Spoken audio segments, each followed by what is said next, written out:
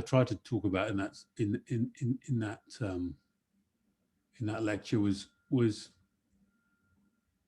I think mainstream media has been fairly generally pretty good at rebuttal and kind of fact checking.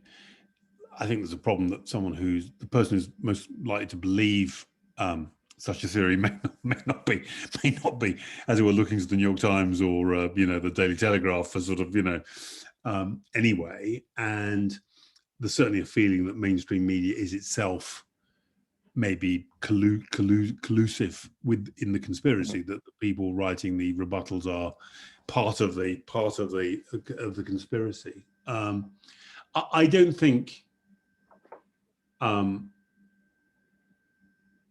I don't think there's been quite enough sort of contextualizing and analysis of QAnon. I tried to do a bit in that lecture. I think, in other words, trying to point out its antecedents, and in particular, its essentially racist character.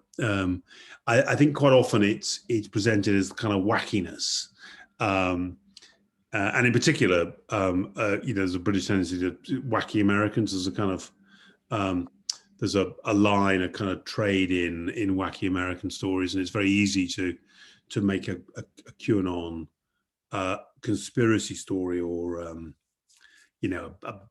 member of the House of Representatives who's a QAnon supporter and the crazy stuff she says, and to use that more as a kind of as a kind of character piece about crazy Americans.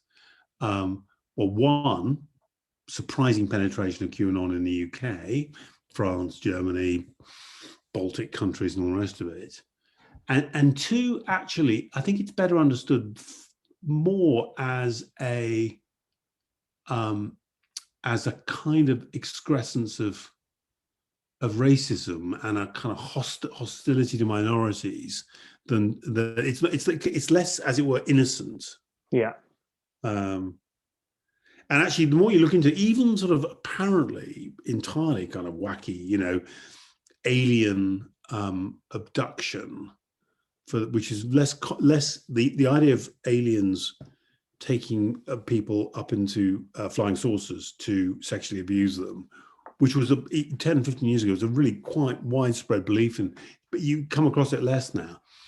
That's probably also in the end a further permutation of this notion of alien minorities, people who have got some other agenda and who want to take and abuse our children for their own ends. It's another variant of the kind of the reptilian conspiracy theory. So I think race and race anxiety, and a majority population who's terrified about minorities coming in, getting special advantages, taking jobs, dating our women, whatever that set of fears are, which are then turned into these stories. I think it's a kind of darker and more obviously kind of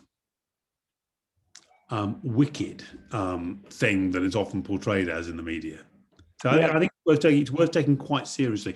Not because, as you heard me say, read me say, I don't think most people believe it completely. I mean, some of the stuff I just don't believe that people believe it. I mean, maybe I'm wrong about that, but and there's some very curious, there's some quite interesting kind of social psychology research, and it's like you can persuade someone that in fact, something about Hillary Clinton, that she's not a murderer, and actually in one part of their heads the person will be convinced. Weirdly, that seems to reinforce their sort of claim belief in the conspiracy. So people have got a kind of cognitive dissonance thing going on where they can both not believe something and believe it at the same time.